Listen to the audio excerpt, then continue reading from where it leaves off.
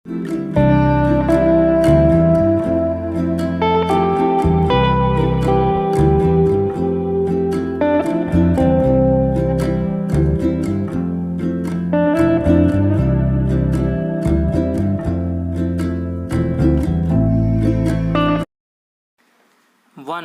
2 3 start.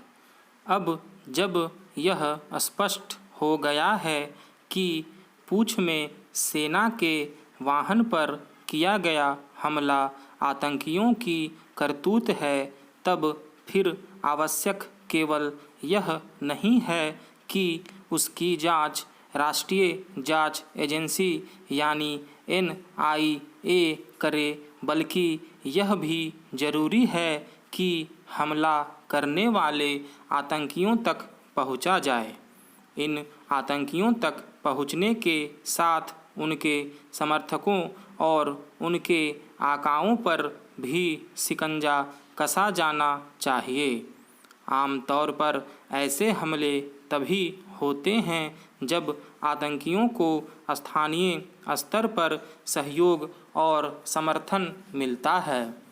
यह चिंताजनक है कि आतंकी संगठन कश्मीर के बाद जम्मू क्षेत्र में भी अपनी सक्रियता बढ़ा रहे हैं।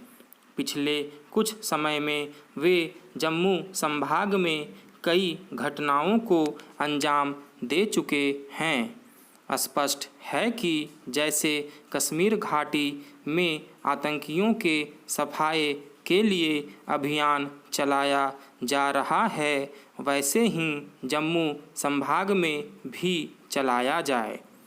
ऐसे किसी अभियान को सफलता तब मिलेगी जब आतंकियों को शरण देने और उनकी मदद करने वालों के खिलाफ भी कठोर कार्रवाई की जाएगी। चूँकि पूंछ में हुए हमले की जिम्मेदारी पाकिस्तान आधारित आतंकी संगठन से जुड़े एक आतंकवादी गुट ने ली है, इसलिए इसमें संदेह नहीं रह जाता कि पाकिस्तान अभी भी अपनी हरकतों से बाज नहीं आ रहा है। पाकिस्तान की हरकतों को देखते हुए इसका कोई औचित्य नहीं कि शंघाई सहयोग संगठन की बैठक में भाग लेने भारत आ रहे पाकिस्तानी विदेश मंत्री बिलावल भुट्टो की आवभगत की जाए या फिर उनसे द्विपक्षीय संबंधों को लेकर बातचीत की जाए। भारत को अपने इस रुख पर कायम रहना चाहिए कि पाकिस्तान जब तक आतंकी संगठनों को पालने पोसने से बाज नहीं आता, तब तक उससे कोई बातचीत नहीं हो सकती। वैसे भी पाकिस्तान इस समय जिस दयनीय दशा से दो चार है, उसमें उसे तो भारत की आवश्यकता है, लेकिन भारत को उसकी कहीं कोई ज़रूरत नहीं। पाकिस्तान जब तक शत्रुतापूर्ण व्यवहार करता रहता है, तब तक उसके प्रति कहीं कोई नरमी नहीं बरती जानी चाहिए। इसके बजाय यह देखा जाना चाहिए कि उसे सबक कैसे सिखाया जाए।